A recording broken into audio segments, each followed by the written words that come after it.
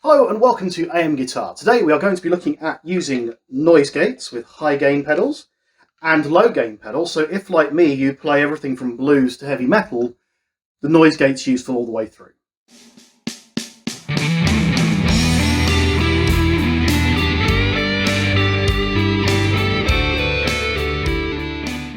As somebody who uses low and high gain, I often get a lot of noise in my signal, especially when I'm using single coil guitars. But I find sometimes that noise gates can cut the signal off really abruptly, and it's not great as a blues player to have a low volume signal, forget to turn off the noise gate, and suddenly the signal's gone when you touch the note. So I wanted to show you how I use noise gates in that instance and how I use them with heavy metal, kind of heavier tones, and where the balance point is to be able to use both without having to worry about turning the pedal off, really, I suppose. Now I'm using the Donna Soft Gate. I bought this a couple of days ago because I was getting tired of my Behringer one sucking some tone. So far I'm happy with it. It's got decent flexibility. You have a return volume, a threshold, attack and release, and all that means is that all they're doing is they're setting up how fast the note starts to get cut, when the gate comes in, and how it releases again. So that's the gate. I'm using the Metal Zone Wazzer, which I also bought recently, which I'll do a whole video on soon. Is just a superb dirt pedal. And for my low gain, we're going to use the Tube Screamer Mini. Let's get set up. In front of me, I have part of my pedal board. I have the Tube Screamer into the Metal Zone into a delay. Now, if we just wire that up so that it is just that, so Tube Screamer into Metal Zone, into delay, instantly hear noise.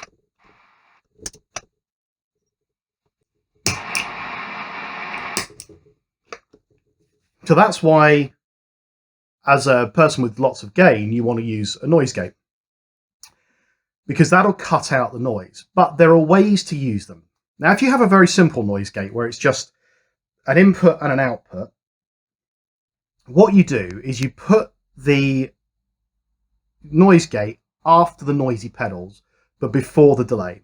Because the way a noise gate works is it sets a threshold volume that it's going to start to cut off at, and then it stops the signal. Now, if you imagine the noise gate here, you'll get your nice delays, and then the signal will stop and the delays will stop. So you put it in between. So in this instance, we would have the Metal Zone would go into the input on here. Do that as best we can.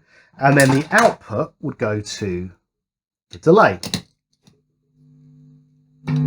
So when you set up like this, you turn the Metal Zone on, you get no noise.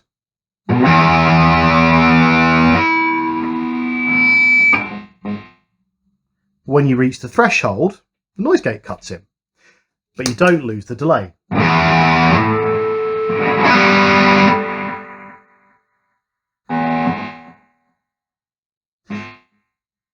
So even though the gate's cut in, there's no noise coming from, there's no cut off of the delay.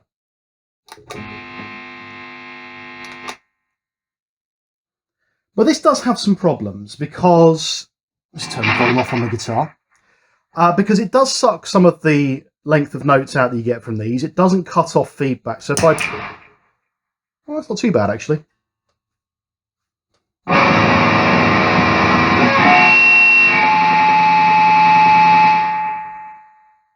I have to set the threshold really high for it to then to cut off the whole thing, and then it's hard to get a note out of it.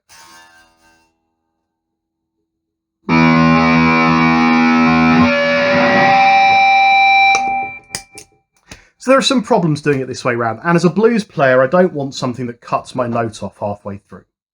So that's why something with a send and return loop's really useful, because rather than setting it up so that it cuts all the signal off till it hits the delay and it cuts off the guitar signal and any phases or whatever may be in front of it, all I want to do is cut the signal that's coming from the Metal Zone, but leave everything else alone. So what you do is from the output of the Metal Zone, you go to the return on your pedal. You then, from the input, you go to the send. If you can. There you go. So what that now means is the metal zone is only active inside here and then gets spit out when it's been processed. You then put your, in my case, my first pedal, which is the tube screamer, into the input, and then my last pedal, which is in this case the delay,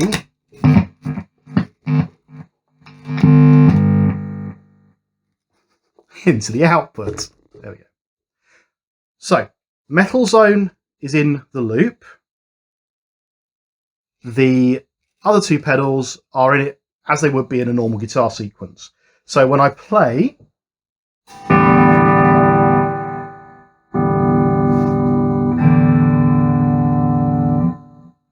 the noise gate's still active, but it's not taking as much out of the overall setup. What is, however, is the metal zone. The metal zone is completely and utterly at the mercy of the gate now, whereas everything else is a bit less at the mercy of the gate. So if I play, gate comes in, but you still get original signal coming through the rest of it into the delay, so you still get the end of the note. Now, as a blues player, pick the guitar up properly now, I don't want notes to suddenly die.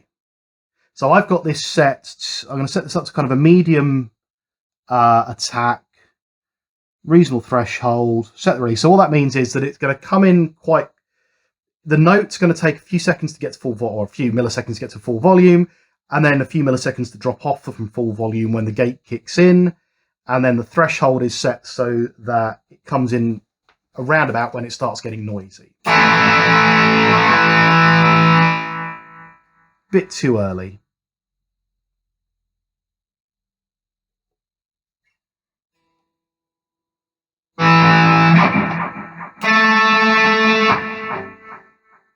Increase the release time.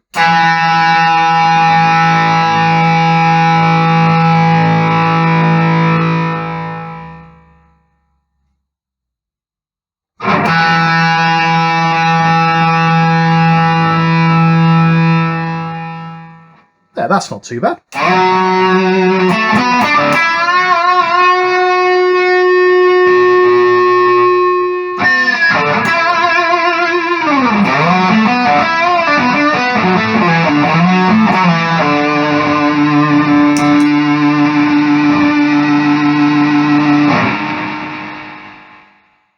So even with Tube Screamer going into it and the metal zone and everything else, it's still quiets down to 0. Now, having the delay after it, the other thing that does is it means that you don't just lose the sound. It's what you can do. Say I do want to go all metal. I put the gate onto quick, attack on quick, release on quick.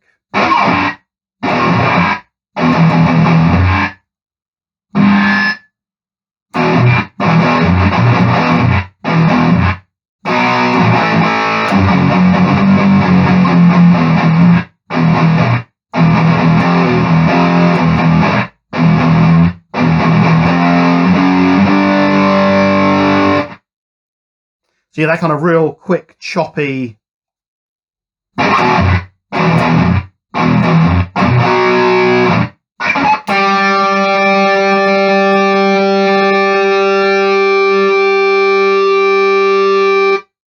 then it just stops suddenly.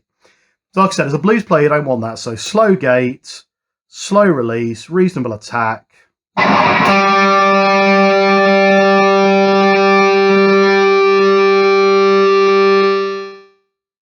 And it slowly brings that gate down.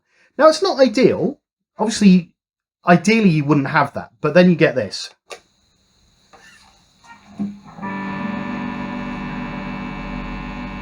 Always in the background, or worse.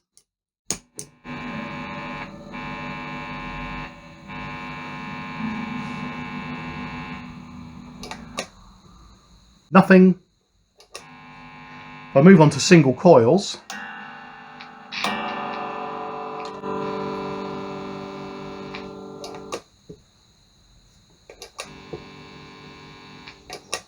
when you're playing at loud volumes, that kind of noise is unbearable. So you can use it as a low gain player.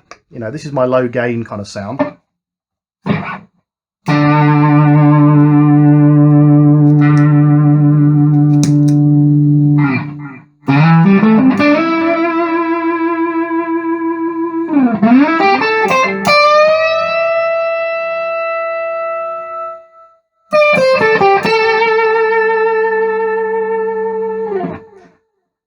And then when I am playing something a little bit heavier,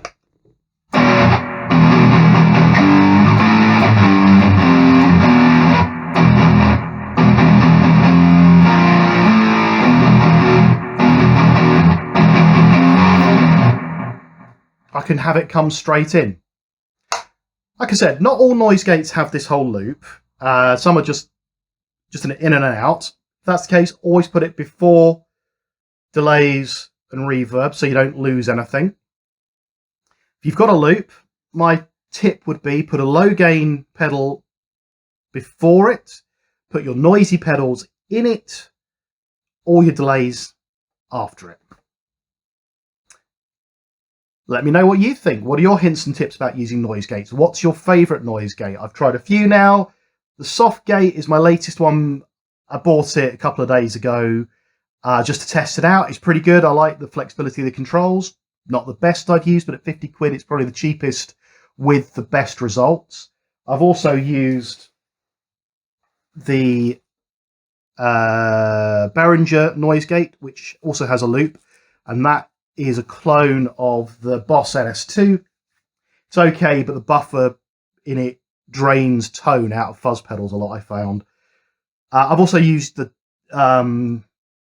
MXR Smart Gate, which was great for getting rid of hiss but not noise and things like that. So this one for me at the moment is a nice balance, and doing it this way means that, as I said, as a bluesy player, I find that I don't lose as much of my tone with this kind of pedal. Let me know your hints and tips, like, subscribe, and I will see you again soon. Cheers.